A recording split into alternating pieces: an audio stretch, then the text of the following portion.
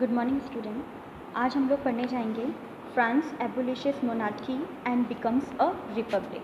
अब हम लोगों ने कल देखा ना कि किस तरीके से प्रोटेस्ट हुआ था, किस तरीके से वहाँ पे जो थर्ड स्टेट के लोगों ने हैं उन लोगों ने प्रोटेस्ट किया था, और प्रोटेस्ट करने के बाद में जो किंग है उनको उनके आगे नेगोशिएट करना पड़ा था, किंग को उनके आगे झुकना पड़ा था।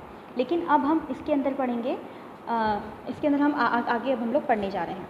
Then the situation in France continued to be tense during the following years. Although Louis XVI had signed the constitution, he entered into secret negotiations with the King of Prussia. Rulers of other neighboring countries too were worried by the developments in France and made plans to send troops to put down the events that had been taking place there since the summer of 1789. Before this could happen, the National Assembly voted in April 1792 to declare war against Prussia and Austria. Thousands of volunteers thronged from the provinces to join the army. They saw this as a war of the people against kings and aristocracies all over Europe. Among the patriotic songs they sung was the Marseillaise, composed by the poet Roger de Elcel. It was sung for the first time by volunteers from Marseilles as they marched into Paris and so got its name. The Marseillaise is now the national anthem of France. Okay.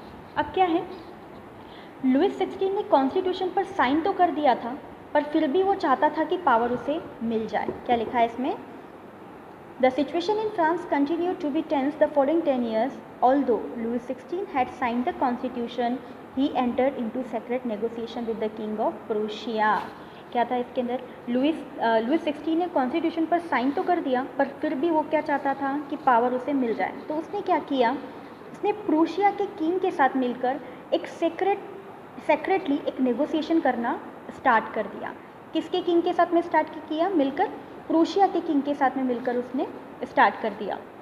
अब क्या होने लग गया कि जो दूसरे राज्य के जो लोग थे उन्हें भी अब ये टेंशन होने लगी कि कहीं उनके लोग भी प्रोटेस्ट ना कर दें। देन इसी बीच क्या हो गया, ये सब चीज़ें तो चल ही रहा था कि नेशनल असेंबली के द्वारा क्या हो गया, इसके अंदर national assembly voted in April 1792 to declare war against Prussia and Austria. मतलब ये चल ही रहा था कि नेशनल असेंबली ने प्रूशिया एंड ऑस्ट्रेलिया के बीच एक वॉर को क्या कर दिया, डिक्लेयर कर दिया।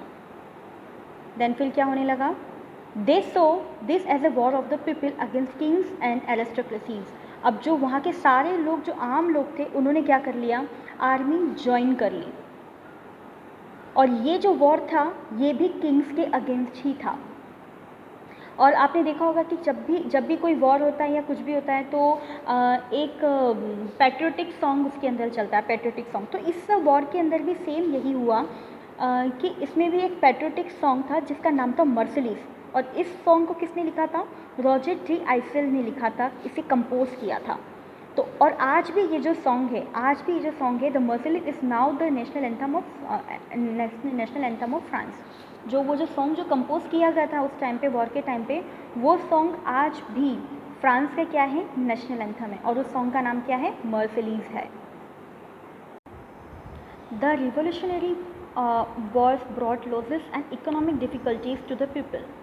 While the men were away fighting at the front, women were left to cope with the task of earning a living and looking after their families. Large section of the population were convinced that the revolution had to be carried further as the Constitution of 1791 gave political rights only to the richer section of society. Political clubs became an important rally point for people who wished to discuss government policies and plan their own forms of action. The most successful of these clubs was that of the Jacobins, which got its name from the former convent of Saint Jacob in Paris. Women too, who had been active throughout this period, formed their own club. Section 4 of this chapter will tell you more about their activities and demands. अब क्या होने लगा था, वहाँ की जो women थी, France के इस वॉर के अंदर जो विमेन थी, उनका बहुत बड़ा एक योगदान रहा है। क्यों रहा है? क्योंकि वहाँ के जो मेन थे, जब वो वॉर के लिए जाते थे तो पीछे से उनका घर कौन संभालती थी, उनकी फैमिली की देखभाल कौन करती थी, वहाँ की जो वीमेंस थी वो करती थी। Large section of the population were convinced that the revolution had to be carried further. वहाँ का जो लार्ज सेक्शन, वहाँ की जो ज़्यादा से ज़्यादा जो जनसंख्या थी, उन्होंने क्या डिसाइड किया कि ये जो इस रेवोल्यूशन को है इसे और आगे लेकर जाया जाए। As the Constitution of 1791 gave political rights only to the richer section of society। अब इसके बाद में कॉन्स्टिट्यूशन में क्या डिसाइड हुआ गया 1791 के अंदर कि अब जो पॉलिटिकल राइट्स है वो किसे दिया जाए, सोसाइटी के जो रिचर सेक्शंस जो होते हैं। लाइक हम लोगों ने जैसे कल पढ़ा था, जो फर्स्ट स्टेट के लोग हैं, जो सेकंड स्टेट के जो लोग होते हैं वो लोग रिचर कैटेगरी में आते थे। तो ये पॉलिटिकल राइट्स किसको दिया जाए, सिर्फ उनको दिया जाए। तो इसीलिए क्या हुआ, political clubs become an important rallying point for people who wish to discuss government policies and their plans in forms of action. अब इसीलिए क्या किया गया, कुछ क्लब्स को खोला गया, कुछ क्लब्स ओपन हुए जिसके अंदर क्या क्या चीज़ें डिस्कस होती थी। उस क्लब्स के अंदर गवर्नमेंट पॉलिसीज डिस्कस होती थी और जो एक्शन, जो प्लान्स होते थे वो सब वहाँ पर डिस्कस हुआ करते थे। तो क्या हुआ था, फ्रांस में 1791 के अराउंड काफ़ी सारे क्लब्स क्या होने लगे थे, ओपन होने लग गए थे। और उसमें से एक था जैकोबिन्स क्लब। कौन सा क्लब था उसमें से, जैकोबिन्स क्लब था, जिसका नाम किसके नाम से रखा गया था, सन जैकोबिन पेरिस के नाम से उस क्लब का नाम रखा गया था। ये क्लब सबसे बड़ा क्लब माना जाता था, ये क्लब सबसे बड़ा क्लब माना जाता था। और अब इसके अंदर हम लोग आगे वाला जो चैप्टर है, इसके आगे का जो सेक्शन है, हम इसके बारे में इसके बारे में हम डिटेल के अंदर पढ़ेंगे। The member of the Jacobins Club belonged mainly to the less prosperous section of society. They included small shopkeepers, artisans such as shoemakers, pastry cooks, watchmakers, printers, as well as servants and daily wage workers. Their leader was Maximilien Robespierre. A large group among the Jacobins decided to start wearing long striped trousers similar to those worn by dock workers. This was to set themselves apart from the fashionable section of society, especially nobles, who were knee breeches. Was a way of proclaiming the end of the power wielded by the wearing of knee breeches. This Jacobins came to be known as the sans-culottes, literally meaning those without knee breeches. Sans-culottes men wore in addition the red cap that symbolized liberty. Women, however, were not allowed to do so. ठीक है, अब क्या होने लगा, Jacobins club के जो members थे वो कौन सी सोसाइटी से बिलोंग करते थे, वो मिडिल क्लास या लोअर मिडिल क्लास से बिलोंग करते थे। और वो लोग कौन कौन हुआ करते थे, जैसे कि शू मेकर्स हुआ करते थे, शॉपकीपर्स हुआ करते थे, वॉच मेकर हुआ करते थे, पेस्ट्री कुक हुआ करते थे, जो प्रिंटर्स हुआ करते थे, जो सर्वेंट्स हुआ करते थे, जो डेली वेजेस पे जो काम किया करते थे, ये सब कौन थे, जैकोबिन्स क्लब्स के मेंबर हुआ करते थे। और इनके जो लीडर थे वो कौन थे, Maximilien Robespierre.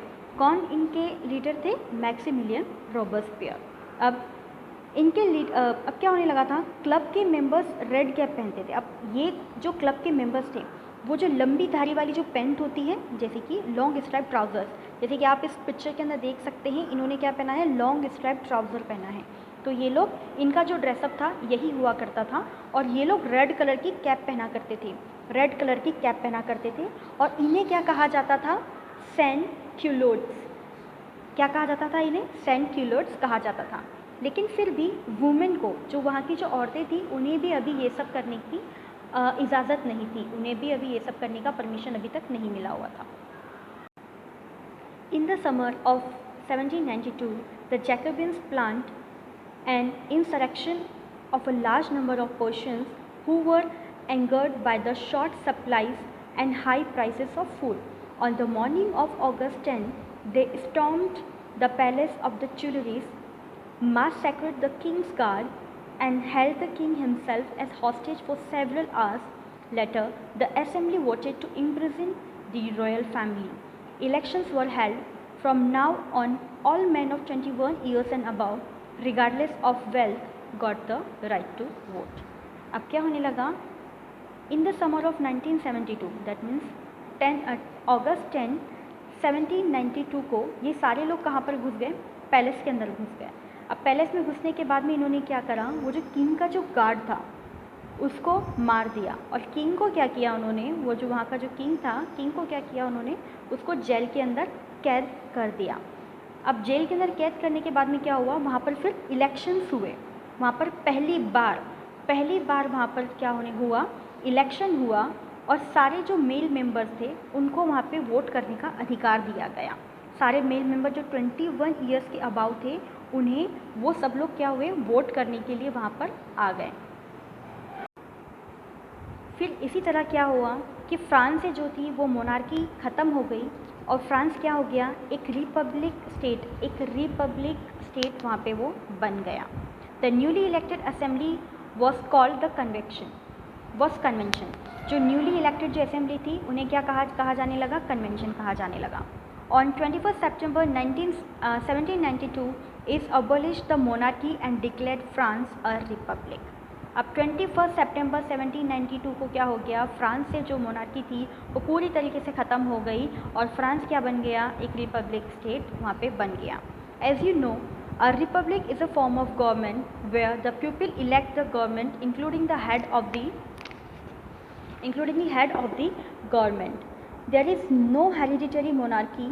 You can try and find out about some other countries that are republics and investigate when and how they became so. अब मोनार्की ख़त्म होने के बाद में क्या होता है, जो राजा के जो रूल्स होते हैं वो वहाँ पे ख़त्म हो जाते हैं। अब वहाँ पर किसके रूल्स बनने लग जाते हैं, गवर्नमेंट के रूल्स बनने लग जाते हैं। अब वहाँ पे पूर्णतः पूरी तरीके से क्या होने लगा, अब वहाँ पे गवर्नमेंट के रूल्स वहाँ पे चलने लग गए। जो मोनार्की थी, जो किंग की जो मोनार्की थी वो क्या हो गई, वहाँ पे ख़त्म हो गई। The period from 1793 to 1794 is referred to as the Reign of Terror. Robespierre followed a policy of severe control and punishment. All those whom he saw as being enemies of the Republic.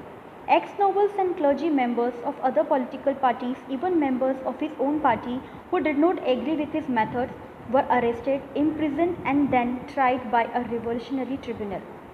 If the court found them guilty, they were guillotined.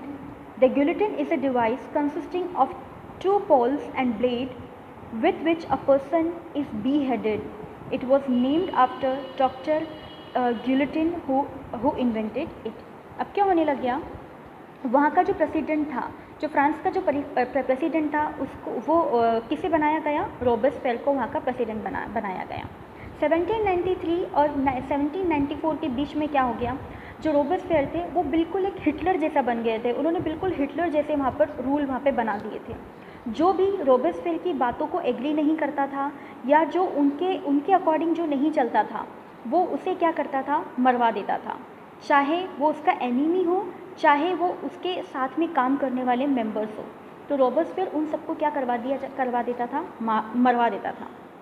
और court अगर किसी को यदि अगर फांसी की या मारने का यदि अगर कोई पेश करता था, फरमान अगर पेश करता था, तो जो किंग क्या करता था, रोबेस्पियर क्या करता था, उनको गिलोटिन कर देता था। गिलोटिन का मतलब होता है एक जो तीखा सा एक चाकू जैसा एक औजार टाइप होता है जिसके अंदर ब्लेड्स होती है, वो उसके अंदर उनकी गर्दन रखवा कर उन्हें काट दिया करता था।